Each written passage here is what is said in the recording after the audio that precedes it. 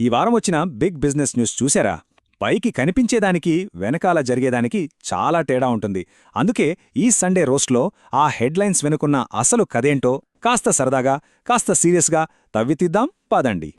Boss, ఈ వారం business వార్తలు నమ్మచ్చా? ఇది మనందరికీ వచ్చే డౌటే కదా. పేపర్లో, టీవీలో చూసే ప్రతి వార్త నిజంగా ఎంతవరకు నిజం? సరే పదండి, ఈరోజు ఆ నిజానిజాలేంటో చూద్దాం. సో మన మొదటి కథ రిజర్వ్ బ్యాంక్ ఆఫ్ ఇండియా గురించి. మన డబ్బు వ్యవహారాలు సింపుల్గా ఉండాలని వాళ్ళు ఓ కొత్త రూల్ తీసుకొచ్చారు. కానీ కొన్నిసార్లు మంచి కోసం చేసే పనులు కూడా తెలియకుండానే కొన్ని కొత్త చిక్కులు తెచ్చిపెడతాయి. అదెలాగో చూద్దాం. చూడండి, ప్రతి వార్తకు రెండు వైపులుంటాయి. ఒకటి మనకు చెప్పేది, అంటే అఫీషియల్ న్యూస్. రెండోది అసలు కదా, అంటే నిజంగా గ్రౌండ్లో ఏం జరుగుతోంది అనేది. ఒకటి మనకు భరోసా ఇస్తే, రెండోది కాస్త కన్ఫ్యూజ్ చేసే రియాలిటీ అనమాట. రిజర్వ్ బ్యాంక్ ఆఫ్ ఇండియా ఏం చెప్తోందంటే, ఇకపై ప్రతి బ్యాంక్ అకౌంట్కి ఖచ్చితంగా ఒక నామినీ ఉండాలి. అంటే దేవుడు కరుణించి అకౌంట్ హోల్డర్కి ఏమైనా అయితే ఆ డబ్బులు వాళ్లు చెప్పిన నామినీకి ఈజీగా వెళ్తాయన్నమాట. ముఖ్యంగా వారసత్వ గొడవలు తగ్గించడమే దీని ఉద్దేశం. అంతా బానే ఉంది, కానీ ఒకవేళ ఎవరైనా నామినీ పేరు పెట్టడం మర్చిపోతే అప్పుడే అసలు సినిమా మొదలవుతుంది. ఆ డబ్బులు క్లెయిమ్ చేసుకోవడం అనేది అదో పెద్ద తలనొప్పి. దీనివల్ల కుటుంబాల్లో లేనిపోని గొడవలు, మనస్పర్ధలు వచ్చే ఛాన్సుంది. నిజమే గదా. ఆలోచించండి, ఇప్పుడు సిమ్ కార్డు కొనడానికి వెళ్ళినా నామినీ ఎవరని అడుగుతున్నారు. అలాంటిది మనం కష్టపడి సంపాదించుకున్న డబ్బుకి నామినీని సెట్ చేశామో లేదో ఒకసారి చూసుకోవడం ఎంత ముఖ్యం. ఒక్కసారి మన బ్యాంక్ అకౌంట్స్ అన్ని చెక్ చేసుకుంటే ఫ్యూచర్లో వచ్చే చాలా ప్రాబ్లమ్స్ని ముందే ఆపేయొచ్చు.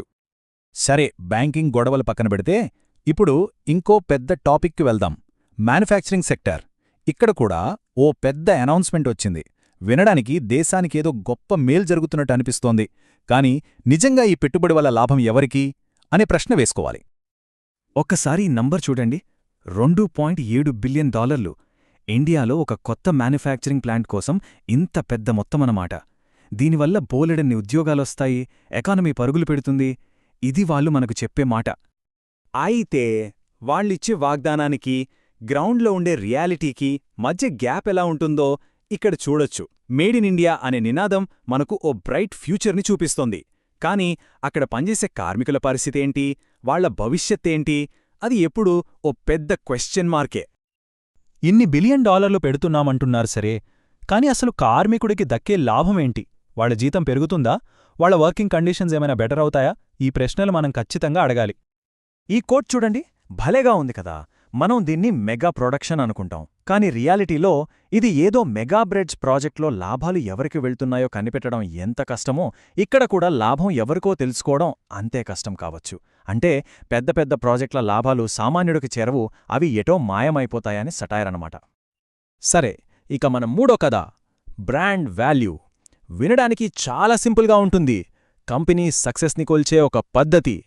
కానీ ఇది నిజంగా మనం నమ్మొచ్చా, లేక ఇదంతా ఒక మాయాజాలమా? ఉదాహరణకి ఈ చార్ట్ చూడండి. అదానీ గ్రూప్ బ్రాండ్ వాల్యూ ఎలా పెరిగిందో చూపిస్తుంది. కొద్ది కాలంలోనే దాదాపు డబుల్ అయిపోయింది. చూడ్డానికి అబ్బో, వాళ్ల బిజినెస్ ఎంత సూపర్గా నడుస్తుందో అనిపిస్తుంది కదా. కానీ అసలు బ్రాండ్ వాల్యూ అంటే ఏంటి? అది కేవలం అకౌంట్లో ఉన్న డబ్బు కాదు. అది ఒక రకమైన మార్కెట్ ట్రిక్. నమ్మకం, భవిష్యత్తుపై అంచనాలు, స్టెబిలిటీ, ఇలాంటి కంటికి కనిపించని వాటిమీద ఆధారపడి ఉంటుంది. మార్కెట్ సెంటిమెంట్ బాగుంటే పెరుగుతుంది, లేకపోతే పడిపోతుంది. చాలా అన్స్టేబుల్ అన్నమాట. ఈ కోట్తో అసలు పాయింట్ అందమవుతుంది. బ్రాండ్ వాల్యూ డబుల్ అయిందని పండగ చేసుకుంటున్నారు, కానీ బ్రాండ్ తల్లి వివరాలు కూడా ఇంకా ట్రాన్స్ఫర్ అవ్వలేదు అని. ఇదొక సటైర్.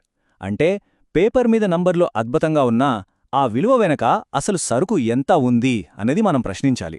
ఇదంతా జస్ట్ మార్కెట్ హైప్ మాత్రమేనా అని ఆలోచించాలి. సరే, ఈ మూడు కథలు విన్నాక మీకేమైనా కామన్ పాయింట్ కనిపించిందా? నాకైతే ఒకటి స్పష్టంగా కనిపిస్తోంది. వాళ్ళు అధికారికంగా చెప్పే మాటకి, గ్రౌండ్ రియాలిటీకి మధ్య ఎప్పుడూ ఒక పెద్ద గ్యాప్ ఉంటుంది. ఈ టేబుల్లో అదే విషయం క్లియర్గా ఉంది. మేము కొత్త రూల్స్ పెడుతున్నాం అంటారు, కాని కస్టమర్కి కొత్త సమస్య వస్తుంది. కొత్త ప్లాంట్ గడుతున్నామంటారు, కాని కార్మికుడికి ఎంత లాభం వస్తుందో క్లారిటీ ఉండదు. మా బ్రాండ్ వాల్యూ పెరిగిందంటారు, కాని ఆ వాల్యూ నిజంగా ఎంత గట్టిదో తెలీదు. సో కంపెనీలు చెప్పే కథ ఒకటి, దాని అసలు ఎఫెక్ట్ ఇంకొకటి. ఈ గ్యాప్ని మనం గుర్తించడం చాలా ముఖ్యం. మరి దీనికి సొల్యూషన్ ఏంటి? బిజినెస్ న్యూస్ని ఎలా చదవాలి? కేవలం హెడ్డింగ్లు చూసి నమ్మేకుండా వాటిని కాస్త లోతుగా ఎలా అనలైజ్ చేయాలి? దీనికోసం ఒక సింపుల్ టూల్ కిట్ ఉంది, చూద్దాం. ఈ 3 స్టెప్స్ గుర్తుపెట్టుకోండి. ఫస్ట్, నంబర్లని కాదు, వాటి వెనకున్న కథని చూడండి. సెకండ్, వాళ్ళు క్రియేట్ చేసే హైప్ని వదిలేసి అసలు ఫ్యాక్ట్స్ ఏంటి అని అడగండి. ఇక మూడోది చాలా ఇంపార్టెంట్, స్క్రీన్ మీద కనిపించేదాన్ని గుడ్డిగా నమ్మకుండా మనకు తెలిసిన లోకల్ నాలెడ్జ్ని కూడా వాడాలి. అప్పుడే మనకు పూర్తి పిక్చర్ అర్థమవుతుంది.